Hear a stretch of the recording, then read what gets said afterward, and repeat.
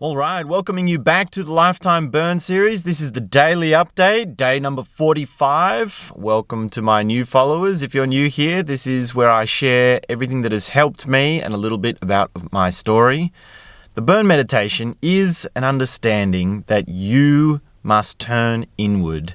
Anyone who has lived a deep life, anyone who is living on a deeper level, who has a strong understanding of what life is someone who's turned inwards. It's someone who has pushed beyond the surface appearance of things. Now, when you look at a visionary speaker, oftentimes their life in many ways is very simple. They sit and meditate and they talk to people. And that's essentially it, right? They have their eating of meals and their daily laundry and activities. Oftentimes they have servants for those sort of things. And yet, on the deeper level, there's an experience that is something far more profound than what you have. If you listen to someone speak who is living on a deeper level, you start to think, wow, this person has experienced things that I have not experienced. This person has something that is far more beautiful, far more profound, far more loving, far more multidimensional and flavored and colored than what I have. My life is so simple. My life is just plain and boring, and I can't really think outside the poor little me, just the little me that is my current existence.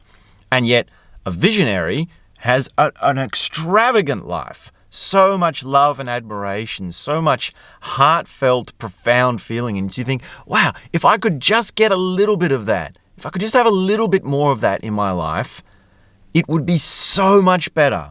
It would be so much more of an understanding, so much of a positivity, of an openness, of a whatever positive label or value you want to put on it, right? We can talk about quite a lot about what are the higher values, what are the better values, what are the better things to be in life. And really understanding this difference between external surface appearances and interior experience, subjective experience, is what the burn meditation is all about. You're burning that which is fake. You're letting go of that which is fake. You're allowing that which is fake to dissolve, to disappear, to flow away, to make room for something more. Now, I was listening to an Osho talk this morning, and he was talking about this difference of profound, enlightened experiences and the mundane, everyday, day-to-day normal person, and what that difference is and what it means to be enlightened and to have these amazing states of consciousness and these peak experiences, and also what it means to be able to have that right now, in this very moment. A lot of the Zen stories that we hear are about enlightenment with a normal person in a normal situation quite suddenly, right? It might be a Zen monk sitting on a stool and it's a normal day and he's having breakfast the same he's done every day, and he falls off the stool and somehow he becomes enlightened in that moment, yes? Or a student meets a master and asks a question, and there's some little thing that the master does, with a feather, pulls out a feather and tickles him on the nose or something, and the student is enlightened, right? These sort of stories exist because of this phenomenon.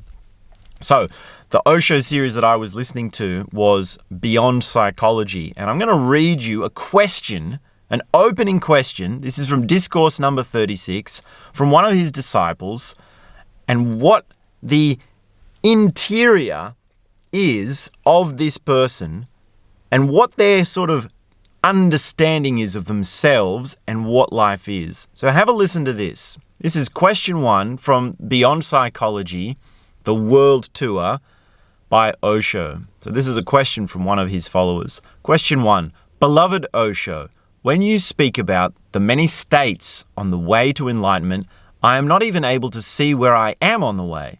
I always think I must be thousands of lifetimes away from the highest state.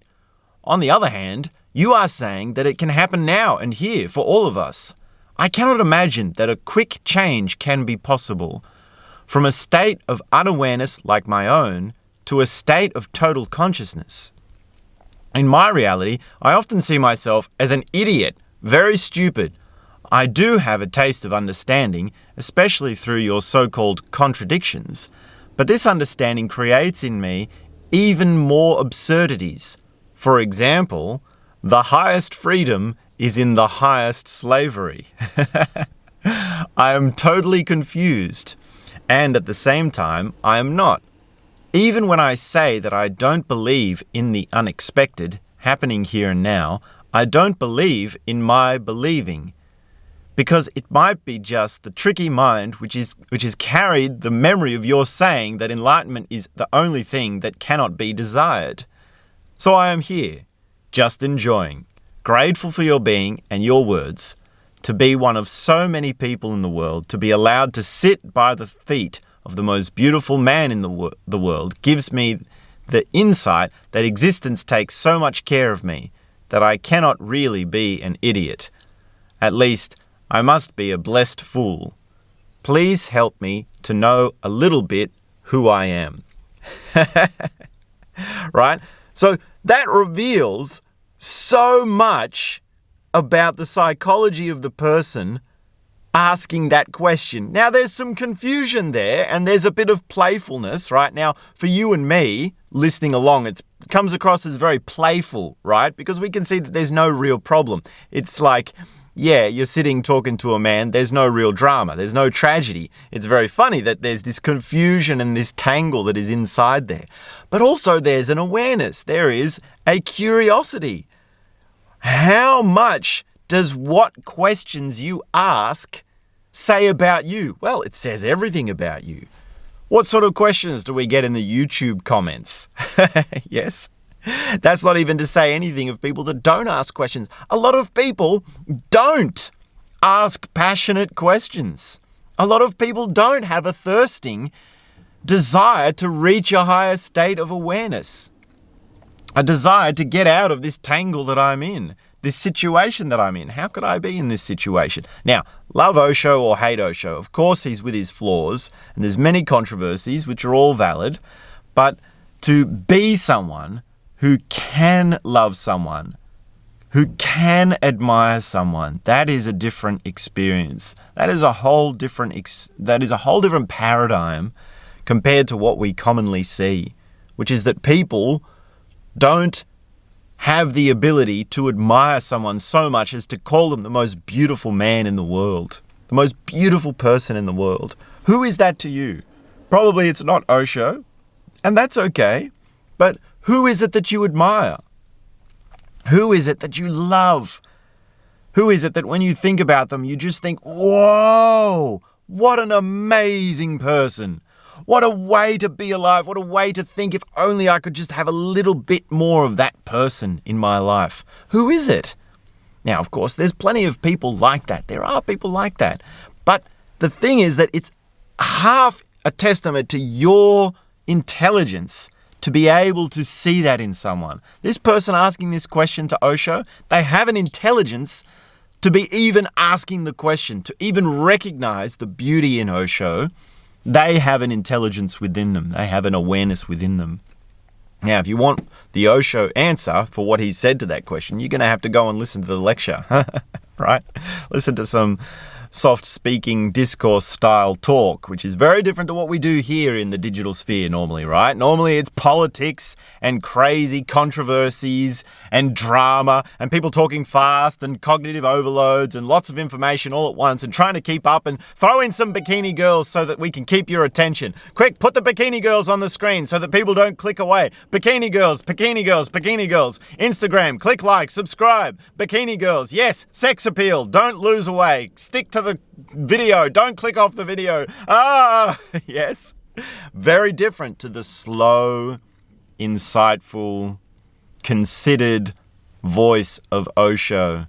And crazy to think that when he gave these discourses, he was on world tour, right? So he was jetting around in his private jet and meeting with people, also greeting crowds a lot of the time, and also often very much concerned with visa and oppressive governments and countries expelling him, countries not allowing him in. And all this is going on, and he starts talking about awareness. He starts talking about enlightenment. He starts talking about how right now in this moment, you can feel your higher awareness in the very next breath that you take. So that's a little bit about today's update. Hope you're doing well. Please stay safe and keep it real. I'll be back soon with more.